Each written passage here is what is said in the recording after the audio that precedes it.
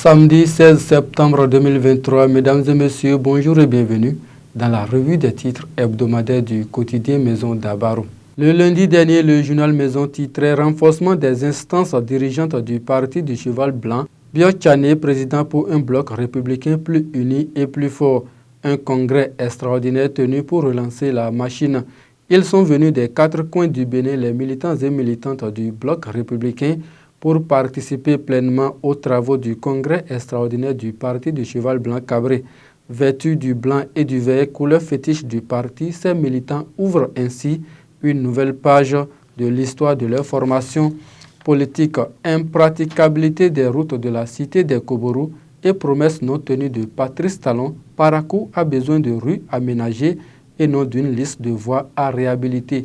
Nous sommes à la parution du mardi dernier. Parakou n'a pas besoin d'une liste de rues à bitumer, mais des rues déjà bitumées comme Aouida, Porte-Nouveau, Abomey, Lokossa et autres. Et ces villes n'ont pas attendu la deuxième phase pour avoir autant de kilomètres du même projet asphaltage. C'est un comportement qui prouve à suffisance que le gouvernement pêche contre la ville de Parakou.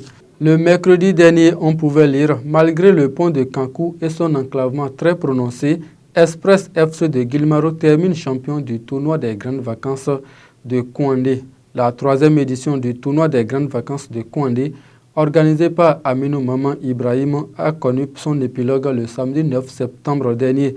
Et c'est la formation de Guilmaro Express FC qui a été sacrée championne de cette édition. Une équipe qui a fait preuve d'endurance durant toute la compétition. 30 km sur une route totalement impraticable. C'est le calvaire qu'a traversé cette équipe chaque fois qu'elle a dû jouer au stade Omnisport de Kouandé. 30 km, mais elle a dû faire chaque fois environ 2 heures de route, faute d'infrastructures routières.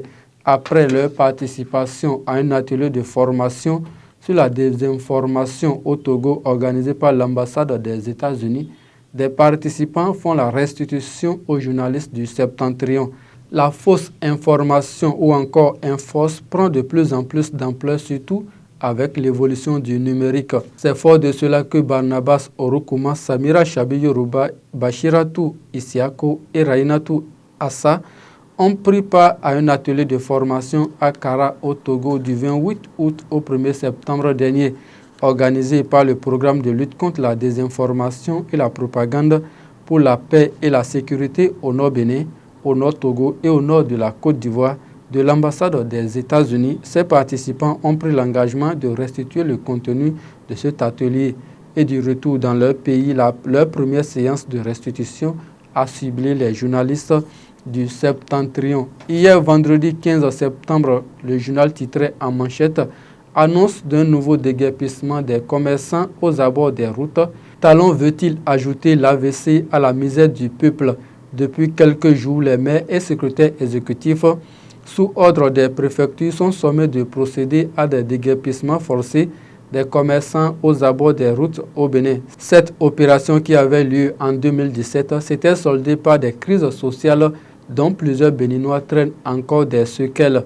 À l'arrivée des espaces publics libérés de façon sauvage n'ont servi à rien. Pas de travaux d'aménagement, au contraire, d'autres sont devenus des nuits d'insécurité pour les populations. Aujourd'hui, avec la misère qui sévit, le gouvernement annonce une autre opération de déguerpissement contre des populations qui peinent à s'offrir un repas par jour.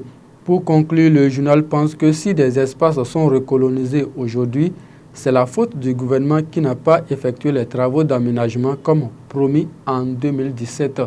C'était là quelques sujets tournés traités par le quotidien Maison d'Abaro le long de cette semaine. Merci à toute l'équipe de réalisation. Je vais nommer Chantal Tekno, Gracia Aougou et Gloria Chabi. Retrouvez-moi lundi prochain pour un autre numéro. D'ici là, portez-vous bien et bon week-end à tous.